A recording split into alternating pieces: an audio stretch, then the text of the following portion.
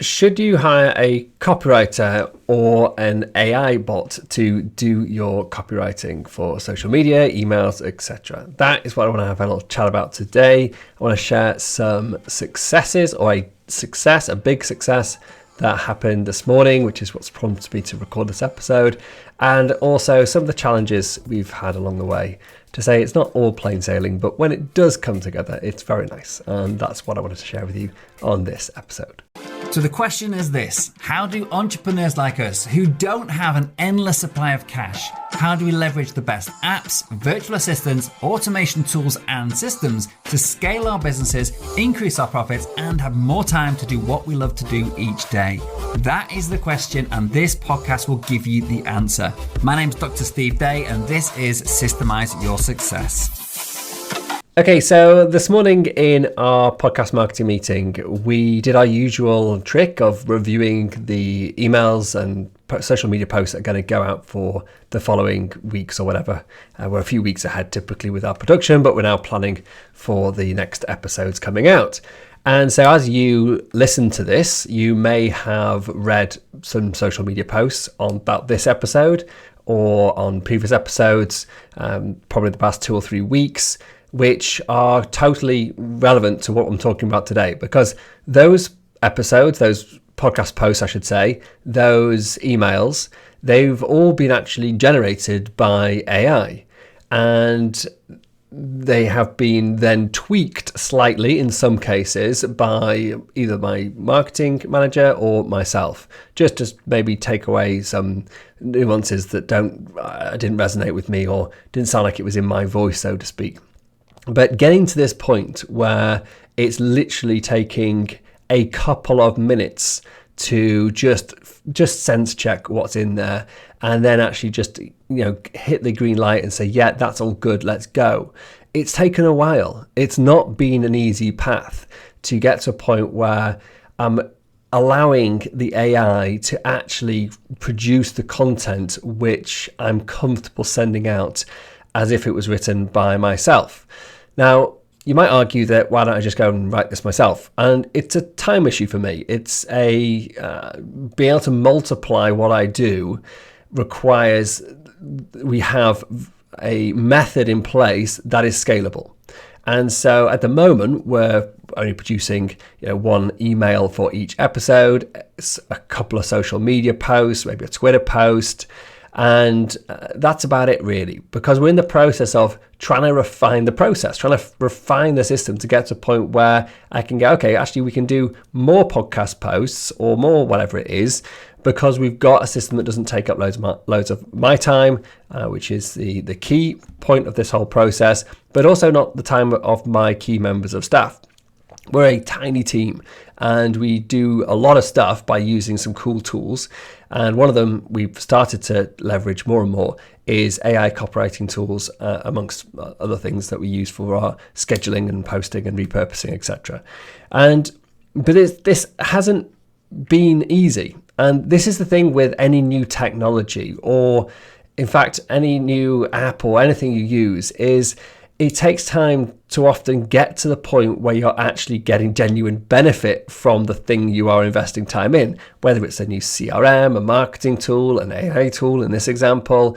It all takes time to either fill in all the stuff you need to, create the automations, put the information in there, organize it in a structured way, or in this case, figure out how to train the AI to give output that I am actually quite happy with, that I would say, you know what, if I sat down and wrote something, I'd write something pretty similar. And that's what I'm aiming for. I'm not aiming just to produce content for the sake of producing content. I'm just aiming to find a quicker way to get the message out there that I want to get out in the way that I would have done it anyway.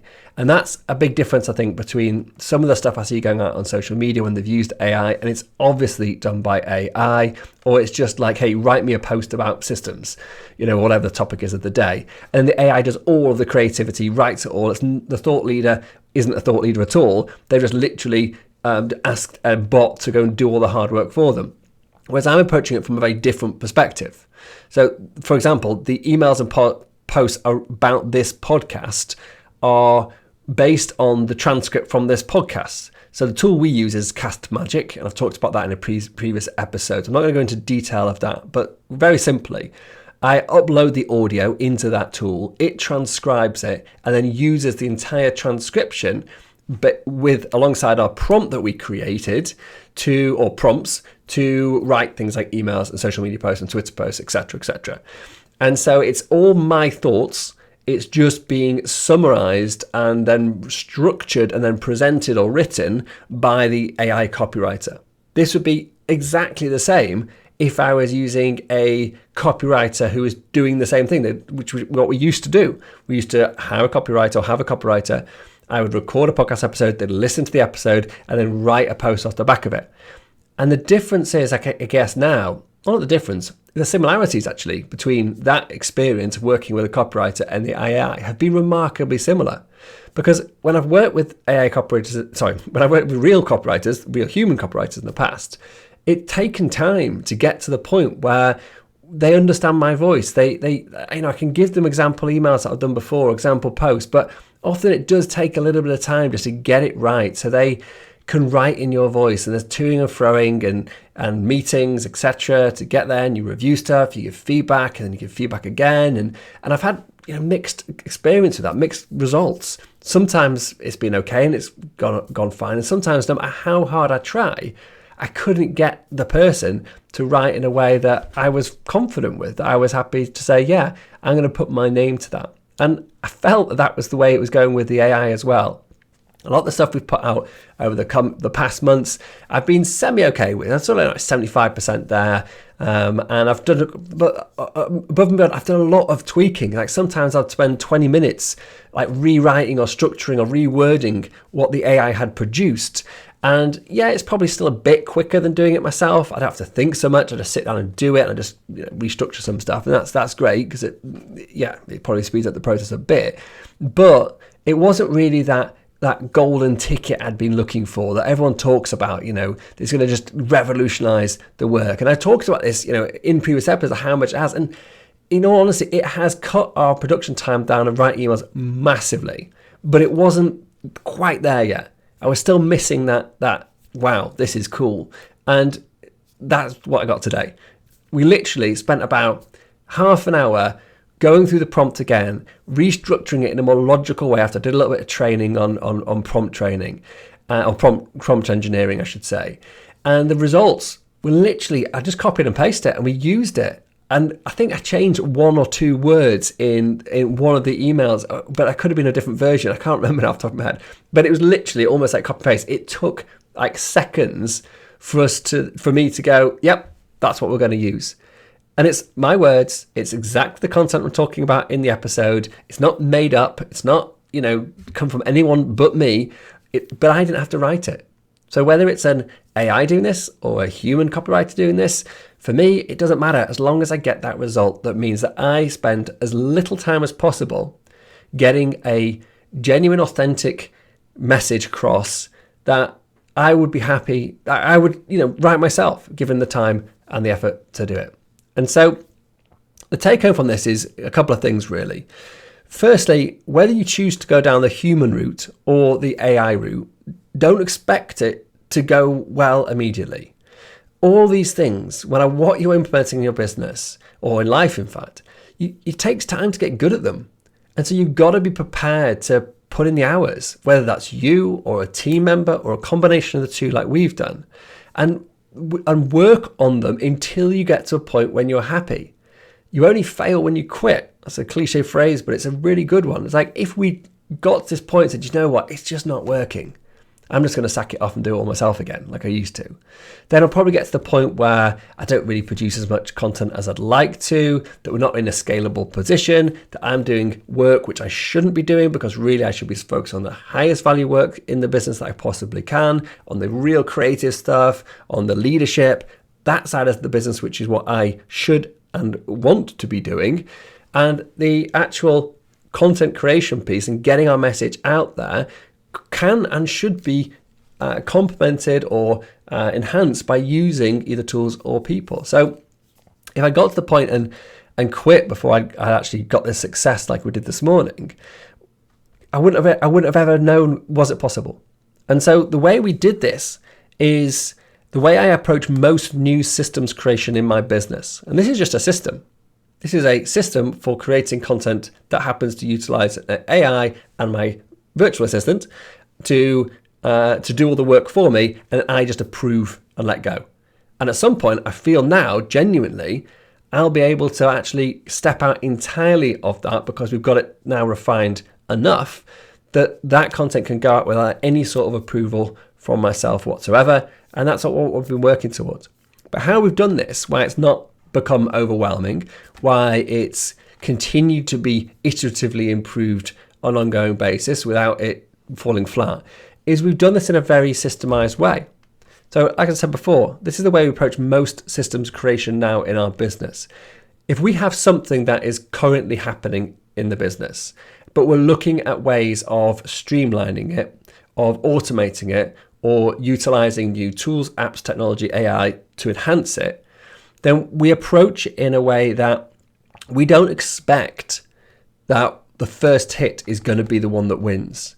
We expect that the process is going to take a number of days, weeks, months, possibly even years in some cases, to get to a really refined point. Hopefully it wouldn't take years in many cases, because you might lose the will to live.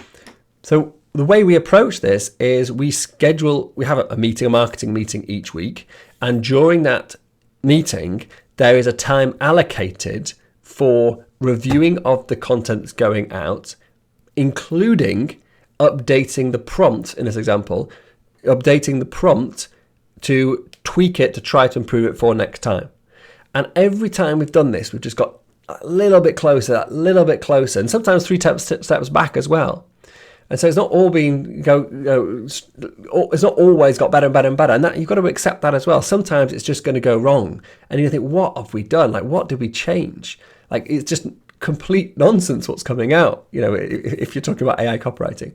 And so that was a bit like what happened this morning. And I've read the emails. I was like, I can't put this out there. I just wouldn't say this stuff. It's not the words I would use. It's using loads of cliche stuff and rhetorical questions and long words I didn't even understand what they mean. And I was like, I've got to rewrite this. And the old me would have sat down and rewritten it. And that would have taken, an hour to do. And it wouldn't have improved the process or the system. It would have just got the result for today. Whereas the new me went, okay, let's go and look at the source. Let's go and look at the system. How can we adapt the system, improve the instruction, in this case, the prompt for the AI, in order that we are going to actually take a big leap forward. So I did spend about an hour working on this today with my marketing assistant. We went through and I chopped and changed it. And we, as I said before, structured it with some insights that I got from a recent training I did. And it worked. And suddenly we've got a result. I'm like, this is pretty good. And then I tested it again on the next episode. And again, it kicks out an email that I would be happy to send and social media posts that I'm happy to use. And so it's taken a while, as I said, but finally we're seeing results with this. So my message, I guess, for this, other than my take homes, are that if you are dabbling in the world of AI or automation or streamlining tasks, whatever it is you're doing, is just don't quit too soon. If you're getting and hitting hurdles and barriers and blockages, you either need to upskill your team or yourself, ideally your team, to be able to help you to do it. And that's what I've been doing. So Von has been doing some AI training and look at YouTube stuff, etc. Or you need to just keep doing what you're doing and iteratively improving and not expecting it to suddenly fix all your problems overnight. Most good things take quite a while to nail, and this is absolutely no exception. So that's my little message, my win for the day I wanted to share, because it's been a long time coming. We've been doing this for months and months. I can't remember when I first posted about using AI at all. I posted about Cast Magic a few months ago, a few weeks ago.